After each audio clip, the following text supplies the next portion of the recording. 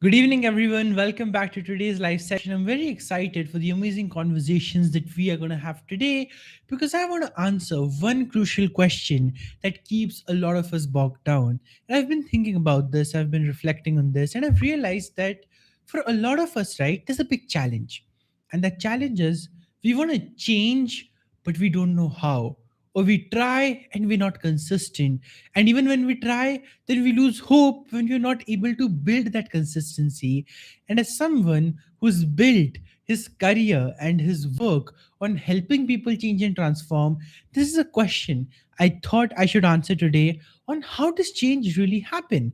What are the things that go ahead with it, and how it's actually so much easier than we think it is?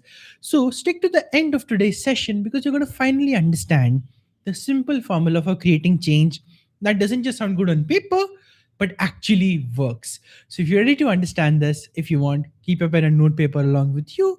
If not, you can make the notes later as well. Just listen to the conversation now because it's going to hold a lot of insights. So I want to begin with two examples first, okay? The first example is my own. And I was somebody who was always wanting to change but was not able to change. Because the way I would do it is I would sit down, I would create a whole plan of how I'm going to reinvent every single thing that's going on in my life. And then I would try to execute that plan, but max to max 1 day, 2 days, 3 days. And then the plan would flop and then the plan would fall over. Why? Because the reality of life would take over. And that's not a bad thing. That's just something that happens to all of us. But the problem that was happening was, and if you're in my boat, where you're somebody who makes big plans, who makes big ideas, but for some reason or the other is just never able to execute on them, then this is probably the core of your problem. You're expecting too much result from just too little of action. You believe if I want to change, then I need to change it all. Then there's no in between. No, that's not true. It takes time, of course, it takes effort.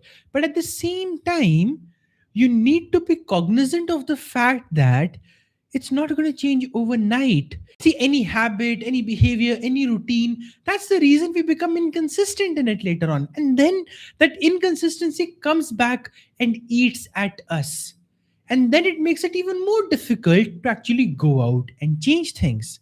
So if you're in this band today, you're going to find your answer.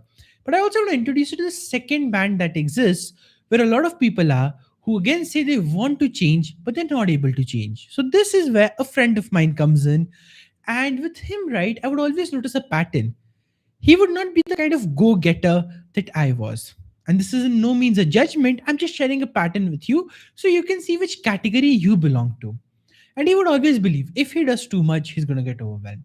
But he would also beat himself up for not doing enough. So he was kind of stuck in both boats. So what he would plan is okay, fine, I'm going to do things, but I want to take them slow. I want to take them normally.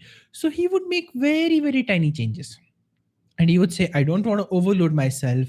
I will just take things one step at a time. And he would do that, but he'd barely even progress. Why? Because a week or two later, he would be back at square one because of some reason or the other. Now, either trying to change too much or trying to change too little, both of these scenarios are creating lots of trouble for us. And with him, what I would observe the case to be is he would have these big ambitions, but then none of his actions would match up to those big ambitions, and they just remained words that he was talking about. So here's the thing that I want you to know now, which is the most crucial thing. Too little change is not enough. Too much change is not bearable. So being in both sides is only going to do one thing that you don't want, and which is keeping you stuck. And that's where I now want to help you understand why 1% change is all the change you need. What my friend was doing, by the way, was not 1% change. It was barely a change.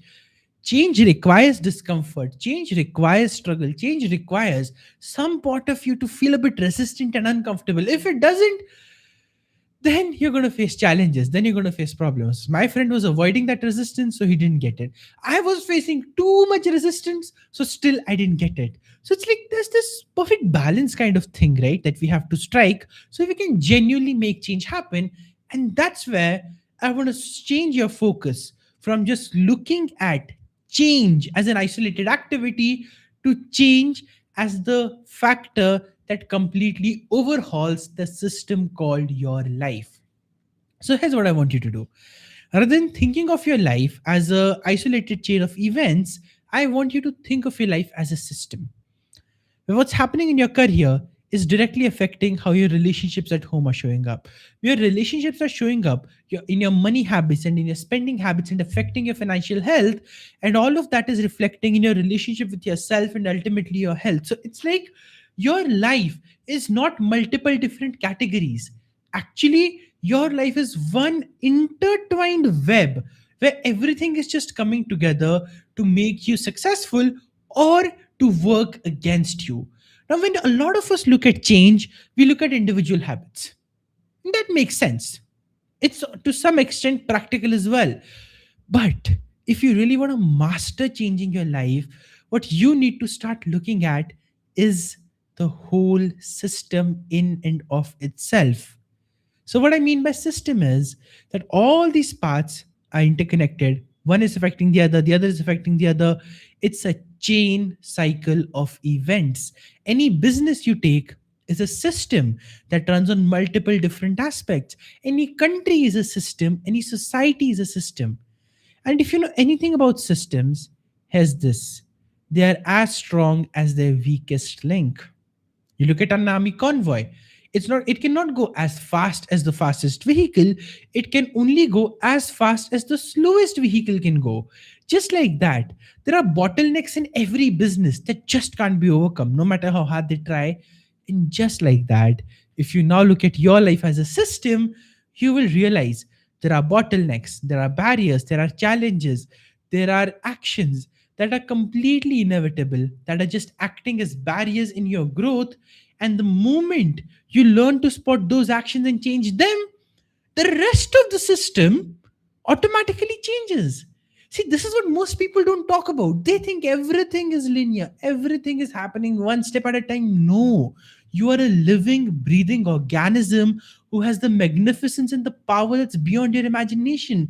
So, one thing that you do, whether it's in a positive direction, or one thing that you do, whether it's in a negative direction, all of that is going to have a longer term effect. All of that is going to create massive changes and ripple effects in the entire system. Now, the smart thing is, can you take the time to sit down and identify where your weakest links are in the system of your life? And then consciously work upon them. And then ask yourself, what are the trigger points?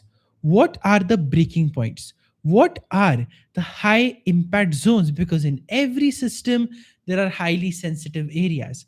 You touch that, boom, everything collapses. You empower that, and everything blooms instead of booming, right? So, all of that happens when you choose the right actions, when you choose the right steps. But before you can do that, you want to be able to identify what are these crucial factors. So, how do you identify them?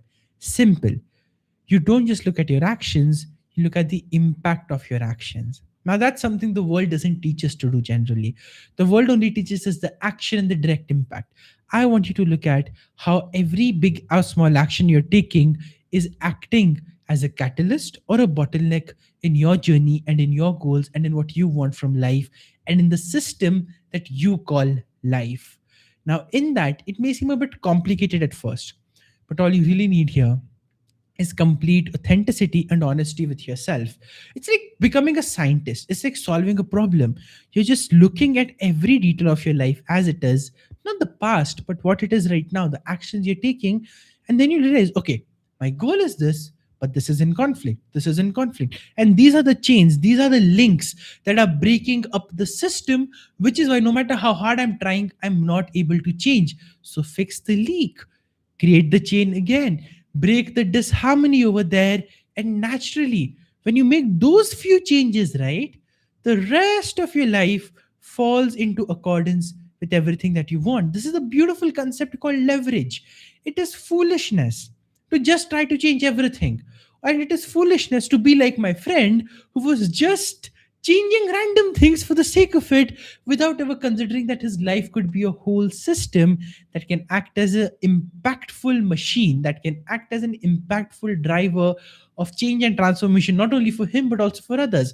But for him to recognize that, what really needs to happen is that he can continue to see the interconnectedness. Now maybe he can't, but you can, right? And for me the lesson was, you don't have to change everything. You can't expect a whole business to be overhauled in a single night. No. But you can be smart and you can notice again, where are those leaks? Where are those problems? Where are those weakest links? Make those tiny changes intelligently. That's the 1% change. And then it has a ripple effect that changes everything in your life. So when people hear it, you only need to change 1% every day. That's good advice, but that's misleading advice. Just changing 1% a day is not enough. What are you changing towards? How are you changing towards? And on a scale of impact of that action to change, is that high or is that low? If you essentially think about it, right? Life is mathematics, life is science. All you need to do is become a master at optimizing it, and the moment you do that, everything aligns in your favor. Now I have done the same. I figured out that if I want to do these live sessions along with my hectic coaching schedule, I'm going to have to be pretty cognizant of my time.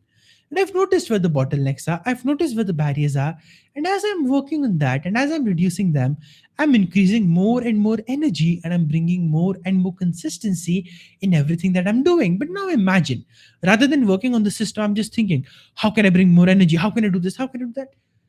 Not a question worth answering.